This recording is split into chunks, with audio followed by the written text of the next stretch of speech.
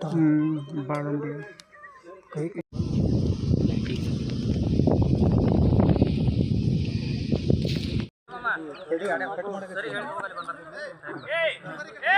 3 ಗಂಟೆ ಅವಧಿಯಲ್ಲಿ ಬಿಜಾಪುರ ಜಿಲ್ಲೆಯ ಚಡ್ಚನ್ ಪೊಲೀಸ್ ಠಾಣಾ ವ್ಯಾಪ್ತಿಯ ಗೋವಿಂದಪುರ ಗ್ರಾಮದಲ್ಲಿ ಹೊಲದಲ್ಲಿ ಕೆಲವರು ಕೆಲಸ ಮಾಡ್ತಿರೋ ಸಮಯದಲ್ಲಿ ಅನೇಕ ಜನ ಬಂದು ಅವ್ರ ಮೇಲೆ ಚಾಕು ಮಚ್ಚು ಮತ್ತು ಬೇರೆ ಬೇರೆ ಆಯುಧಗಳಿಂದ ಹಲ್ಲೆ ಮಾಡ್ತಾರೆ. ಈ ಘಟನೆಯಲ್ಲಿ ಸ್ಥಳದಲ್ಲೇ 6 ಜನ ಮೃತಪಟ್ಟಿರುತ್ತಾರೆ. ಇದರಲ್ಲಿ ಒಂದೇ ಕುಟುಂಬದ 5 ಜನ ಸದಸ್ಯರು ಹಾಗೂ ಇನ್ನೊಬ್ಬ ವ್ಯಕ್ತಿ ಈ ಘಟನೆಯಲ್ಲಿ ಮೃತಪಟ್ಟಿದ್ದಾರೆ. ಈಗಾಗಲೇ ಈ ಘಟನೆಯ ಪ್ರಾಥಮಿಕ ತನಿಖೆ ನಾವು ಪ್ರಾರಂಭ ಮಾಡಿದ್ದೀವಿ. SP ಬಿಜಾಪುರ ಅವರ ನೇತೃತ್ವದಲ್ಲಿ ತನಿಖೆ ನಡೀತಾ ಇದೆ. ಮೃತರನ್ನು ಈಗಾಗಲೇ ಬಿಜಾಪುರ ಆಸ್ಪತ್ರೆಗೆ ನಾವು ಶಿಫ್ಟ್ ಮಾಡಿದ್ದೀವಿ. ಮತ್ತು ಆರೋಪಿತರ ಬಗ್ಗೆ ಈಗಾಗಲೇ ನಮಗೆ ಕೆಲವೊಂದು ಮಾಹಿತಿ ಇದೆ. ಆದಷ್ಟು ಶೀಘ್ರದಲ್ಲಿ ಅವ್ರಿಗೂ ಕೂಡ ನಾವು ಬಂಧಿಸ್ತೀವಿ ಮತ್ತು ತನಿಖೆಯನ್ನು ಮುಂದುವರಿಸ್ತೀವಿ. ಇವತ್ತಿನ ದಿನ ಚಡಚನ ಪೊಲೀಸ್ ಠಾಣಾ ವ್ಯಾಪ್ತಿಯ ಗೋವಿಂದಪುರ ಗ್ರಾಮದಲ್ಲಿ ಇವತ್ತು ಮಧ್ಯಾಹ್ನ ಅರೌಂಡ್ 2:30 o'clock ಹೊಲದಲ್ಲಿ ಕೆಲಸ ಮಾಡ್ತಾ ಇರುವಂಥ ಒಂದು 8 ಅಥವಾ 8ಕ್ಕಿಂತ ಹೆಚ್ಚು ಜನ ಕೆಲಸ ಮಾಡ್ತಾಯಿದ್ರು.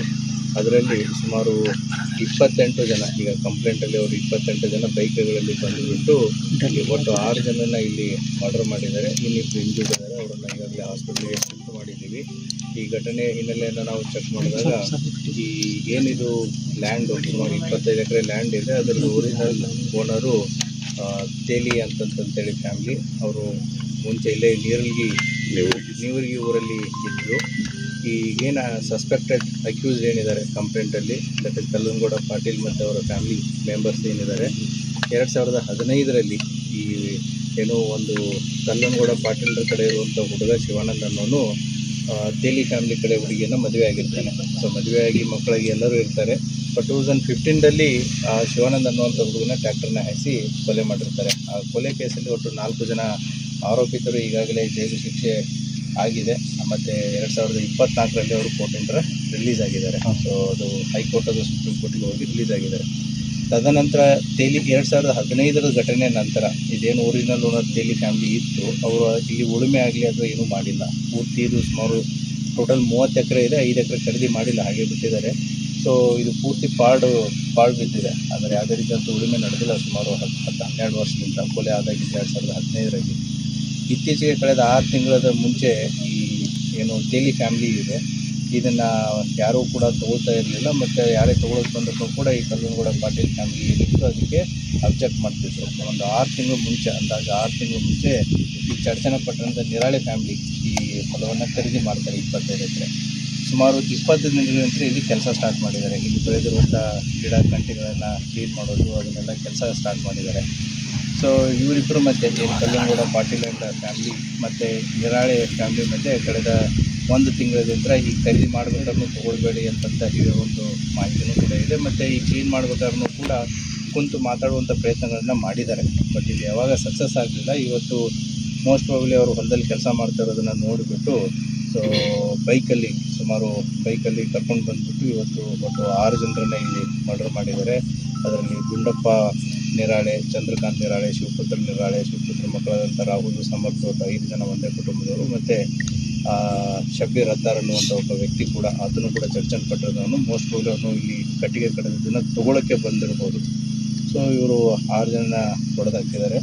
ಇದ್ದಂಥ JCB ಡ್ರೈವರು ಮತ್ತು ಇನ್ನೊಬ್ಬ ವ್ಯಕ್ತಿ ಅವ್ರಿಗೆ ಇಂಜೂರ್ಡ್ ಆಗಿದೆ. They are fine. ಸೊ ಈಗಾಗಲೇ ಬಾಡಿಗಳನ್ನು ವಿಜಯಪುರ ಸಿಟಿಯಲ್ಲಿ ಹಾಸ್ಪಿಟಲ್ಗೆ ಶಿಫ್ಟ್ ಮಾಡಲಾಗಿದೆ. FIR ಕೂಡ ಪ್ರಕರಣ ದಾಖಲಾಗ್ತಾ ಇದೆ. ಏನು ತಂಡಗಳನ್ನು ಈಗಾಗಲೇ ರಚನೆ ಮಾಡಲಾಗಿದೆ. ಆದಷ್ಟು ಬೇಗ ಆರೋಪಿತರು ಯಾರು ಅನ್ನೋದನ್ನು ಪತ್ತೆ ಮಾಡುತ್ತೆ. ಈಗಾಗಲೇ ಸೋಕೋ ಮತ್ತು ಫಿಂಗರ್ ಪ್ರಿಂಟ್ ಟೀಮ್ಗಳು ಬಂದು ಕೂಡ ಅವರ ಕೆಲಸ ಕಾರ್ಯವನ್ನು ನಿರ್ವಹಿಸ್ತಾ ಇದ್ದಾರೆ. ಎಲ್ಲರೂ ಪರಾರಿಗಿದ್ದಾರೆ ಸರ್. ಈಗ ಅದೇ ಮಾಡ್ತೀವಿ.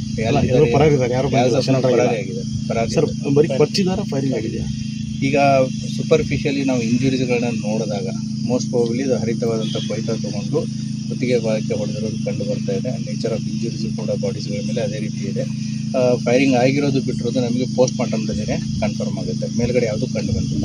ಕೆಲವು ದಿನಗಳಿಂದ 2 ಕುಟುಂಬಗಳು ಬಂದು ಚಡ್ಚನ್ ಪೊಲೀಸ್ ಠಾಣೆಗೆ ಭೇಟಿ ಕೊಟ್ಟಿದ್ದಾರೆ. ಈ ಸಮಸ್ಯೆ ಆಗಿದೆ.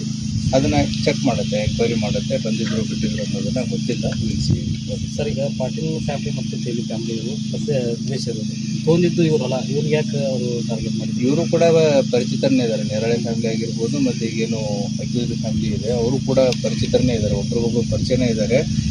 ಮೋಸ್ಟ್ ಪ್ರಾಬಲಿ ತೇಲಿ ಫ್ಯಾಮಿಲಿ ನೇರವಾಗಿ ತೊಗೊಂಡು ಕೊಡಲ್ಲ ಅನ್ನೋದು ಒಂದಿರ್ಬೋದು, ಮತ್ತು ತೇಲಿ ಕುಟುಂಬದ ಒಂದು ಮಹಿಳೆಯೂ ಕೂಡ ಈಗ ಅವ್ರ ಮನೆಯಲ್ಲೇ ಇದ್ದಾರಲ್ಲ. ಸೊ ಹಾಗಾಗಿ ಈ ಹೊಲವನ್ನು ಅವರೇ ತೊಗೋಬೇಕು ಅನ್ನೋದೊಂದು ಉದ್ದೇಶ ಇರ್ಬೋದು. But let us see, investigation ಏನೂ ಮುಗಿದಿಲ್ಲ, ಇವಾಗ ಸ್ಟಾರ್ಟ್ ಆಗಿದೆ. Investigation has to reveal more things. Sir, ಈಗ ಇಲ್ಲ ಸರ್, ಈಗ ದೇವರಿಂಬರಿಗೆ ಭೀಮನಗೌಡ ಕೇಸಲ್ಲಿ ಸ್ಟೇಷನ್ಗೆ ಬಂದರು, ಅವಾಗೂ ಏನೂ ಆಗಲಿಲ್ಲ. ಈಗ ಸ್ಟೇಷನ್ಗೆ ಬಂದು ಹೇಳಿದ್ರು ಕೂಡ ಕ್ರಮ ಕೈಗೊಳ್ಳಿಲ್ಲ. ಯಾಕಂದ್ರೆ ಅಲ್ಲ, ಆ ರೀತಿ ಆಗಿತ್ತು ಅಂತಂದರೆ ಖಂಡಿತವಾಗಿ ನಾವು ಕ್ರಮ ತಗೋತೀವಿ. ಈ ಏನಾದರೂ ಏನೋ ಇದರಲ್ಲಿ ಪೊಲೀಸ್ ಮಾಹಿತಿ ಬಂದು ಅಥವಾ ಪೊಲೀಸರ ನೆಗ್ಲಿಜೆನ್ಸ್ ಇದ್ದರೆ 100% ಅದನ್ನು ಕ್ರಮವನ್ನು ತಗೊಳ್ಳೇ ತಗೋತೀವಿ. There is no doubt. Thank you.